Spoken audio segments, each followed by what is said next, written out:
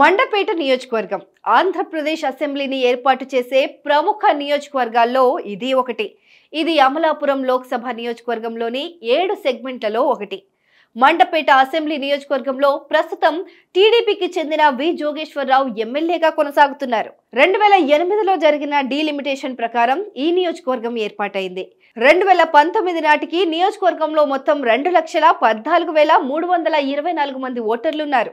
ఈ నియోజకవర్గంలో గడిచిన 3 ఎన్నికల ఫలితాలను పరిశీలిస్తే ఇక్కడ 3 సార్లు టీడీపీ ఎమ్మెల్యే వి జోగేశ్వరరావు వరుసగా విజయ ఢంకా మోగించారు. ఒక రకంగా ఇది టీడీపీ కంచుకోట అని చెప్పొచ్చు. 2009లో ప్రజారాజ్యం పార్టీ తరపున పోటీ చేసిన వివిఎస్ చౌదరిపై సుమారు 18,000 ఓట్ల మెజార్టీతో టీడీపీ నేత జోగేశ్వరరావు గెలుపొందారు. 2014లో వైసీపీ అభ్యర్థి స్వామినాయుడుపై 36,000 ఓట్ల మెజార్టీతో, 2019లో వైసీపీ అభ్యర్థి పిల్లి సుభాష్ చంద్రబోస్ పై 10,000 ఓట్ల మెజార్టీతో గెలుపొందారు.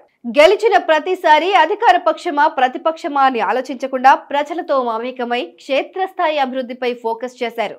దీంతో ఈసారి కూడా ఖచ్చితంగా గెలుపొంది సత్తా చాటుతాననే ధీమాతో మళ్లీ బరిలోకి దిగారు.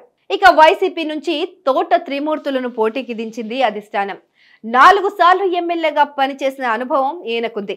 కానీ ఉమ్మడి ఆంధ్రప్రదేశ్ లో సంచలనం సృష్టించిన వెంకటాయపాలెం శిరోముండనం కేసులో నిందితుడిగా ఉన్న ఎమ్మెల్సీ తోటకు తాజాగా జైలు శిక్షతో పాటుగా జరిమానా విధించింది విశాఖ కోర్టు.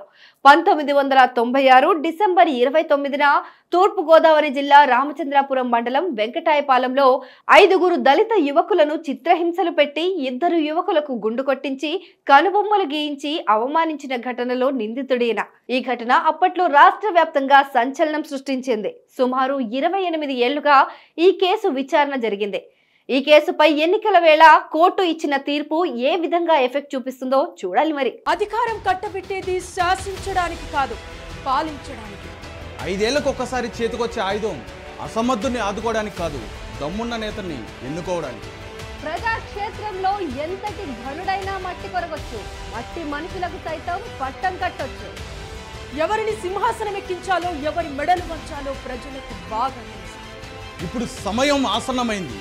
ఈసారి ఎన్నికల్లో ఏ పార్టీ సామర్థ్యం ఎంత, ఏ నియోజకవర్గంలో ఎవరి బలగం ఎంత, ప్రతి నియోజకవర్గంలో ఒక్కో నేత సత్తా ఎంత, గతంలో చేస్తానని చెప్పిందెంత, చేసిందెంత, చెయ్యబోయేదెంత, సూటిగా సుత్తి లేకుండా చెప్పడానికి మేము రెడీ. మీరు రెడీనా?